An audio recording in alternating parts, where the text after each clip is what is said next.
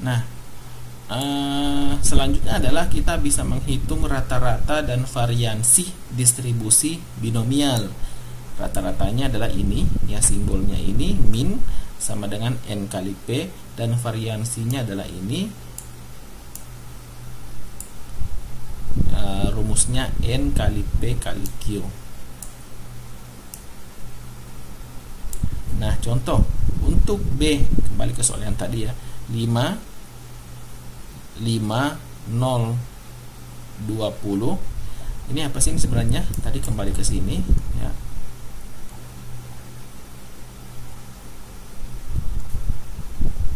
Nah, ini X, N, P ya. Jadi kalau jangan lupa dalam kurung adalah variabelnya diketahui ya. X, N, P. Nah, berarti 5 ini X-nya, 5 ini N-nya, dan P-nya adalah 0,2. Nah, ini dimana X sama dengan 5, N sama dengan 5, dan P sama dengan 0,2, sehingga Q adalah 0,8. Dari mana 0,8 Q-nya? Nah, ingat rumusnya. Rumusnya adalah Q sama dengan 1 dikurang P. 1 dikurang P, P-nya berapa? 0,2, berarti 1 dikurang 0,2, hasilnya adalah 0,8. Maka rata-ratanya atau minnya adalah 5 kali 0,2 sama dengan 1, dan variansinya adalah ini 5 kali 0,2 kali 0,8 sama dengan 0,8. Karena ini kuadrat, nah kita lepaskan kuadratnya dengan menambah akar. Di sini akar 0,8, hasilnya adalah 0,8944. Ya. Itu adalah binomial. Sekarang kita masuk ke distribusi Poisson ya. Jadi ada dua ya. Jadi binomial dan Poisson sama-sama masuk dalam distribusi probabilitas diskrit.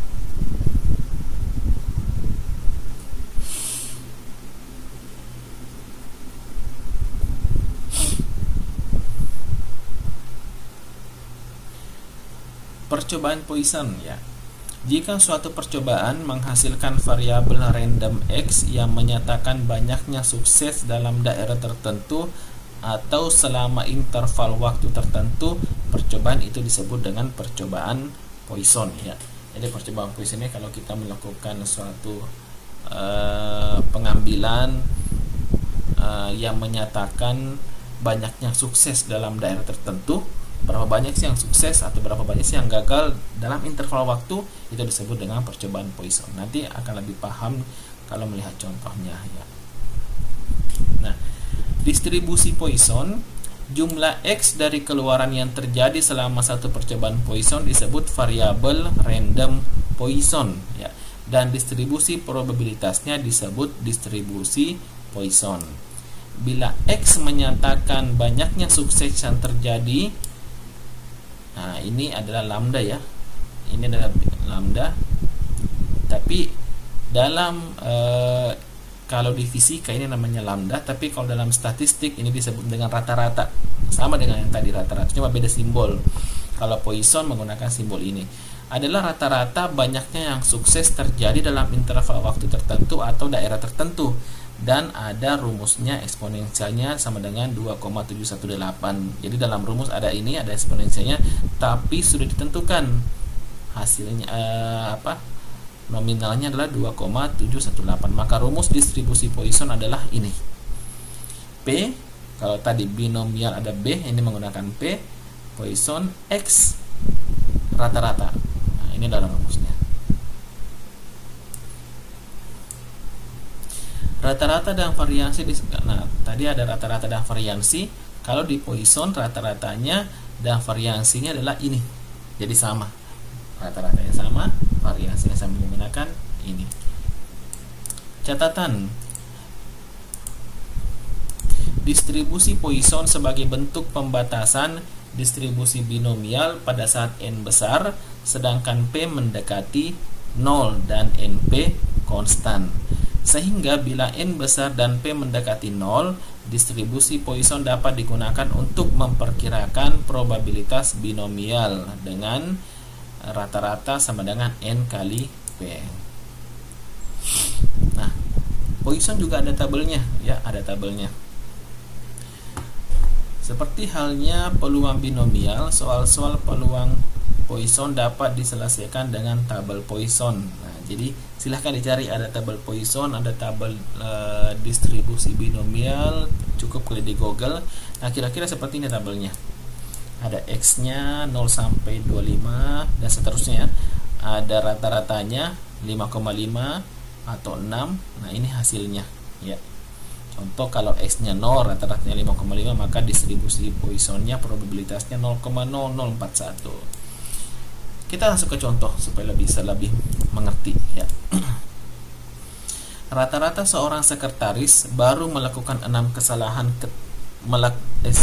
rata-rata seorang sekretaris baru melakukan 6 kesalahan ketik, ya, dalam per halaman. Jadi rata-rata 6, ini rata-ratanya 6 per halaman. Berapa peluang bahwa pada halaman berikut ia membuat kesalahan? Nah, tidak ada kesalahan atau X-nya sama dengan 0, ya. Jadi X sama 0 sama sekali. Jadi kita udah tahu nih rata-rata 6, ya, kesalahannya. Nah, kita pengen tahu pada halaman berikutnya dia melakukan kesalahan berapa. Kemungkinan dia tidak ada kesalahan, berapa peluangnya?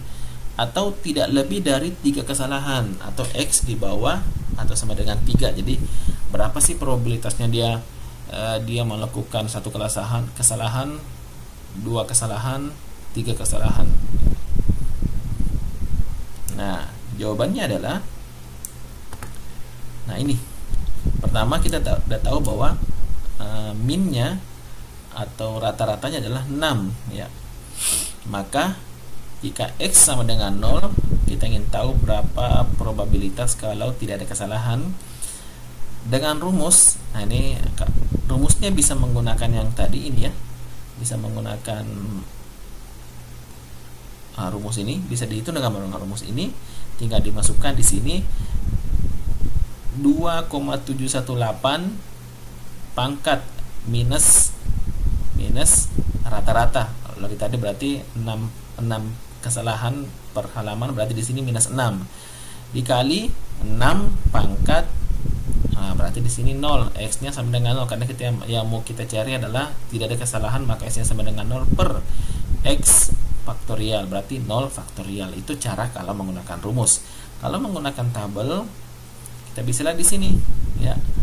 Nah, kalau di sini kalau menggunakan tabel, kita lihat di sini rata-rata 6, ya, dengan X-nya 0 berarti 0,0025, berarti probabilitas sekretaris baru tersebut untuk tidak ada kesalahan di halaman berikutnya adalah 0,0025.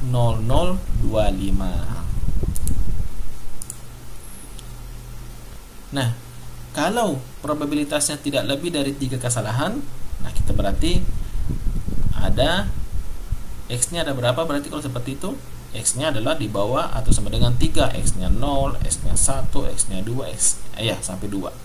Nah, tinggal di sini dilihat. Berarti X-nya 0, 0,0025, X-nya 1, 0,0149, X-nya 2, 0,0446. Itu dijumlahkan, ya. Dijumlahkan. Kenapa dijumlahkan? Karena di sini permintaannya adalah di bawah, X-nya di bawah atau sama dengan 3. Nah, berarti di sini tambah 3 jadi 0, 1, 2, 3 pun dihitung, ya. Berarti 0,0025 plus 0,0149 plus 0,0446 plus 0,0892 sama dengan 0,1512. Berarti hasilnya adalah 0,1512, ya. Sampai di situ.